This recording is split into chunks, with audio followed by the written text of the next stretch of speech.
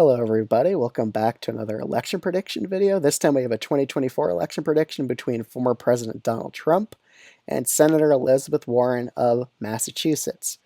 So again, this scenario only happens if Biden decides to drop out of the 2024 election, which could always happen. He is in his 80s or so it could be a relatively reasonable scenario occurring.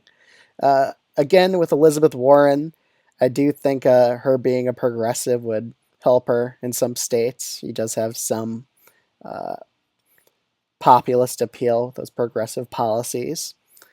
But then again, being a progressive has its weakness, especially in the southern states, so we'll see a bit of that dynamic going on. But before I get into this video, if you aren't subscribed to the channel already, you should totally do so. And if you have any video ideas for future videos, let me know in the comments down below. I'll possibly do them if they're relevant, if the candidates you recommend are relevant enough. So let's get right into this video. So the first two states I'm going to rank, Iowa and Ohio. I do think she'll be able to keep them into the likely Republican territory.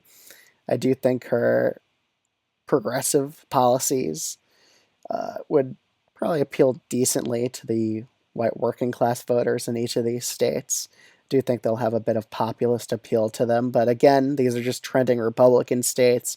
Trump will pretty much fairly easily win in Iowa and Ohio at this point. The areas where progressive policies really tend to be a drag is in Texas and Florida. I really don't think they'll appeal that well to the voters here. Just typically in southern states, progressives pretty much always lose. So, yeah. In Alaska, this is just safe red. I don't think Elizabeth Warren would have the best rural appeal. And in Alaska, it tends to be a more of conservative state, so a progressive really wouldn't do the best here anyway. In the state of Maine, I think she'll probably win by a likely blue margin, while Trump wins Maine second by a likely Republican margin. In New Hampshire, I think she'll probably do a bit better than Biden. She is from neighboring Massachusetts, after all. So I have her winning by a likely blue margin. Plus, it's pretty much a socially liberal swing state at this point. And Trump is pretty much not socially liberal, so his policies really wouldn't do that well over here in New Hampshire. Colorado, this is a state that's a big fan of progressive policies. I think she'll fairly easily win the state of Colorado.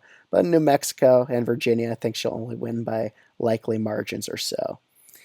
In North Carolina and Georgia, again, I said southern states aren't the most receptive to progressive policies, so I both have these as lean Republican states. In the state of Minnesota, again, progressive policies are quite appealable in the state of Minnesota. They definitely work here. So I have Minnesota as a likely blue state, and Nebraska second. I'll put down to lean blue. Because like, we did have a progressive run in the congressional elections against Don Bacon back in 2020, and they didn't really do the best. So I see Warren underperforming Biden's margin in this district by a few points here. But she'll still win it because Trump is actually quite unpopular in this district. In Nevada and Arizona, again, Warren, all she has to point out is Donald Trump is pretty much the reason that the Supreme Court overturned Roe v. Wade. He did appoint those judges and he did brag about it. So as long as she hits him on that, I could see her winning in the state of Nevada by about a lean blue margin. In Arizona, however, I think she'll win by a more reduced margin. Again, being progressive, you would definitely lose a bit of moderate Republicans in this state if you were just a moderate Democrat running here. So I have this state as a lean blue margin. And you do have to factor in that independent voters probably dislike Trump a lot more than they dislike Warren. And Warren's more of a fresh face. She isn't Joe Biden, who also has a very bad approval rating. So I think she'll do a bit better here. And be able to ward off whatever losses she would have with moderate Republicans by doing a bit better with independents in this state. In the state of Michigan, I definitely do think she would probably do a bit better than Joe Biden here. Progressive policies have a decent Midwestern appeal. I mean, they're definitely seen as a bit more populist policies, so I do think she would hold her own in the state of Michigan. However, in Wisconsin and Pennsylvania, I don't think she would have the best rural appeal, and that really matters in a state like Wisconsin, so I have this as tilt Republican. In the state of Pennsylvania, it'll be a very, very close state, but I think Trump would be able to narrowly edge it out against her. Again, you got to factor in that Trump would probably have a bit of an easier time attacking Elizabeth Warren because she's not as popular as someone like Bernie Sanders is.